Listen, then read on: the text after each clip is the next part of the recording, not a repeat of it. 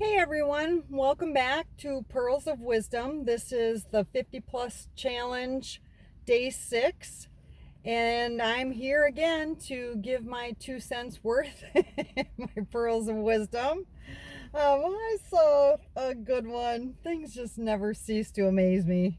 It's like you have to laugh. What I saw, uh, it took me less than 2 minutes to realize that I didn't want to see any more of it. That pretty much was enough. So it's this 4B movement, which sounds like Furby, but apparently it's a little less hair. The premise is that they're writing off men because Trump was elected. And it's just like, it sounds like that lands in the category of dumbassery to me. There's absolutely no correlation of why you would want to give up men and taking care of yourself and sex and marriage and kids because Trump was elected. I I don't know. That just is a ticket for a crazy train ride that I'm not buying. Oh my goodness. Well, I guess there's a silver lining that we can take a look at, and that's, we've moved past where women are second class citizens.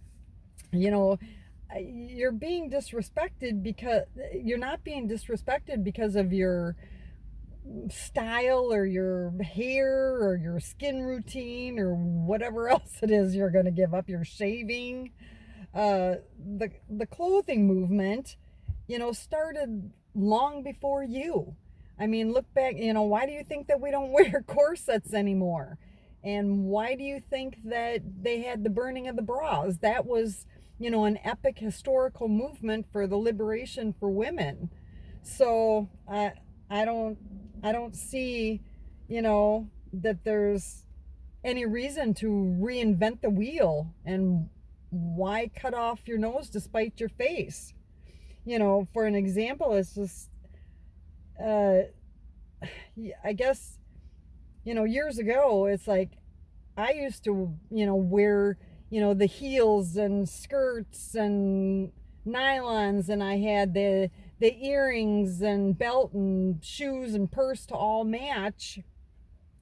And as you get older, then you turn into like, oh, I'm not going to squeeze my toes into a tiny little point, and I'm going to dress more comfortably. And we didn't need a movement for that. I mean, as you get older, the only movement you're worried about is a bowel movement. So I think we're evolving. Women tend to dress for for various reasons, and one of them is it reflects their mood. Or on the other hand, they can change what they're wearing in order to enhance their mood. Say if you're in a bad mood, you'd wear sloppy clothes, and if you're in if you want to feel better, then you would dress up a little bit. They also dress to impress other women. It's like this competition when you're out and about. You're trying to gain the attention over other women, which is kind of curious. Then there's, which I mean, it's just what it is, and a lot of women do it. And then there's the people that just use it as a covering because band-aids or fig leaves aren't acceptable. But then there's where they're going is that they're not wanting to dress for men. Well, one, you shouldn't be dressing for men, in the first place. But when you do dress for men, you're trolling for their attention. So, I mean, that could mean that either you're dressing very, very nice to attract, like, hey, look at me, aren't I beautiful? Or there's ones that just plain, they dress slutty and provocatively, and then, wonder why they're drawing the attention.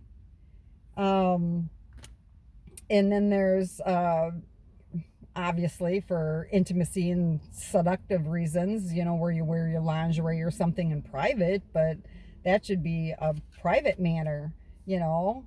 I I can't figure out what happened to modesty. You know, when you see these gals running around and they've got, you know, their pants where their thong is showing and their, you know, their boobs are more out of their shirt than in. Well, you know, you, you can't display the goods, you know. I mean, that's an invitation for everyone to look. So you know, you can't put them out there and then get mad, you know, when you're dressing provocatively, when people take notice either in a positive or negative manner. Wouldn't you prefer that, you know, people see you as a person rather than just tits and ass, so to speak? I mean, that's where respect is defined. And beauty runs deeper. It's more of the attitude and the ideology and kind of ideology and the morality and what's in the heart. It's you, how you are as a person, who you are. That's where respect comes in. You know, I mean, as far as clothing, I mean, gosh, you look back to the 1800s and they were all dressed up, and I'm thankful we don't have to put on that many layers anymore. Or, you know, my favorite always is you know, we always had the Sunday best or dressed up for Easter. And I mean, they were really beautiful clothing. Or my favorite, I love it, even the church ladies, the black church ladies down south, because I remember going into church and they just had the most beautiful ensembles and the hats, and the gentlemen would always be in suits and shiny shoes and the little hanky thing and matching their tie. And I mean, they just dressed to the nines. And you don't see a lot of that anymore. Now you're seeing more like, you know, women wearing, you know, spiked heels to where they're, you know, leaning forward. They walk like clodhoppers, and like they've got a stick up their hind end. And it's like, that's not sexy, you know? It just is not sexy. Or this whole craze with spandex. You know, like my grandpa said, you know, in some cases, it's like that's trying to put 10 pounds of shit in a 5-pound bag. It's like, dress for your physique, and then it's going to be way more flattering because, I don't know, spandex just, I don't know why it's okay for a bicyclist to wear it, but not as a pant. You know, I don't know, unless you're working out. I mean, then okay. Same with Speedos. Oh, yikes, you know? It's like it's okay for a swimmer in the Olympics, but I don't want to see it on the beach. And because I don't like it, I don't live in England. You know, I guess if you don't like something, don't look. You know, that's what the whole point is, I guess. But, and plus, you know, like some of the things I don't like is, you know, I don't like seeing women's fuzz in their bottom part of their swimming suit, or hairy armpits. And as long as that armpit's not in my face, then my mom, like I said, what my mom would always say is, if you don't like it, don't look.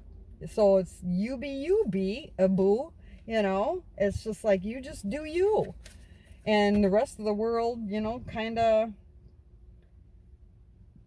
just goes along with it. But you know, not that some of that, I don't know, cross-dressing, that's a whole nother thing. Well, we won't even get into that, but it's still kind of funny how we as women can never find anything to wear when we've got closets and dressers full. But anyways, I guess what I would, you know, ask is just like, put on your thinking cap. That's what my little elementary school teacher always would say, is, you know, with all the money that you were spending to, you know, buy the trending clothes or the pampering treatments or going to the hair salon, putting on the fake nails, all that is that's covering up and masking the real you, you know, the true you. So if you want liberation, drop the mask. Be true to you and who you are. Then use those savings to then invest in yourself and buy something that, supports your future and sustains you or enhances you to be a better person, whether it be, taking a class and developing skills, or donating it to a charity for people, or animal rescues, something. Um, there's just a lot of things that you can do with that. Or nowadays you can, buy food and gas and blah, blah, blah, all the other things that we're looking at. But remember, as you get older, you'll look back on your life and wonder, why did I do that? And it's like, is it something that you're going to be proud of, or was it pointless?